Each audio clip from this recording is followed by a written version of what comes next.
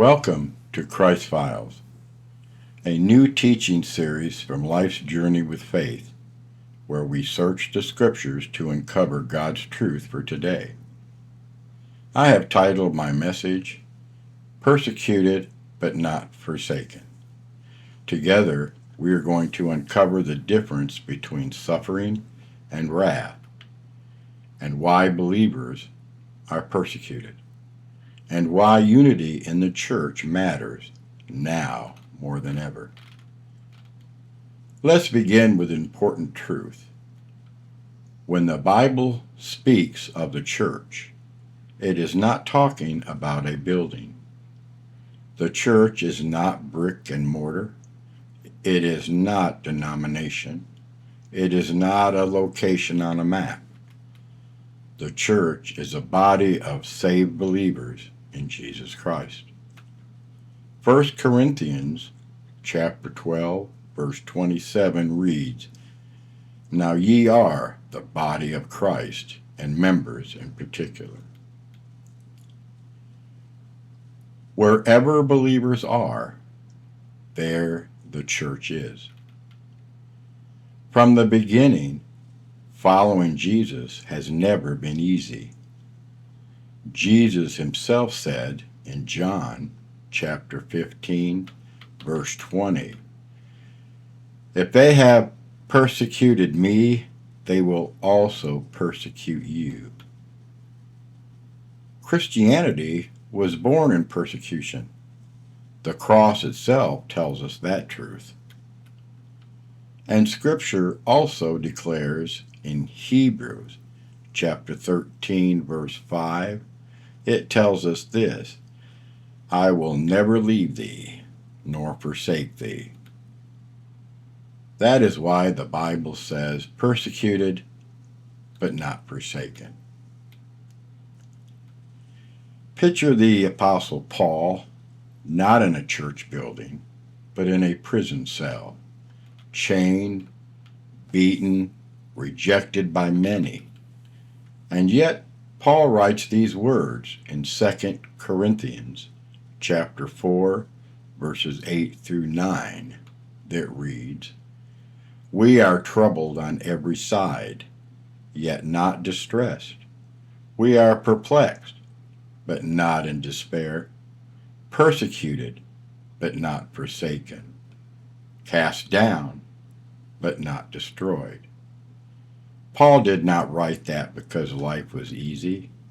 He wrote it because Christ was faithful and because the body of Christ stood together. God never designed believers to suffer alone. Now, let's clearly understand something Scripture makes very plain. There is a difference between suffering and wrath. Suffering comes from the world. 2 Timothy chapter 3, verse 12 declares to us, "All that will live godly in Christ Jesus shall suffer persecution." Suffering refines faith. It proves who we belong to. It exposes darkness. But wrath is different. Wrath comes from God's judgment. 1 Thessalonians chapter 5, verse 9 tells us this, "For God hath not appointed us to wrath, but to obtain salvation by our Lord Jesus Christ." Believers may suffer, but believers are not appointed to wrath, because the wrath already fell on Jesus at the cross. Think of it this way. One storm is people throwing stones at your house. That hurts, but it does not condemn. Another storm is a judge ordering the house destroyed. That is judgment. Christians today face the first storm, persecution. but Scripture promises we will not face the second, which is wrath. Just as Noah was lifted above the flood, just as Lot was removed before fire fell. Revelation chapter 3, verse 10 says that, because thou hast kept the word of my patience, I also will keep thee from the hour of temptation, which shall come upon all the world. Now here is where unity becomes critical. Persecution does not destroy the church. Division does. Remember, the church is not a building, it is a body of Christ. And Jesus prayed for unity before going to the cross. John 17, verse 21 says, that they all may be one, and the world may believe. Unity is not agreement on everything. Unity is agreement on Christ. The early church understood this. Acts chapter 2, verse 46 tells us, and they, continuing daily with one accord.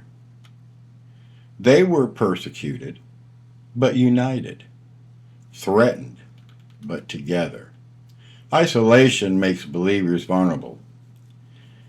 1 Peter chapter 5, verse 8 reveals to us, your adversary the devil, as a roaring lion, walketh about, seeking whom he may devour.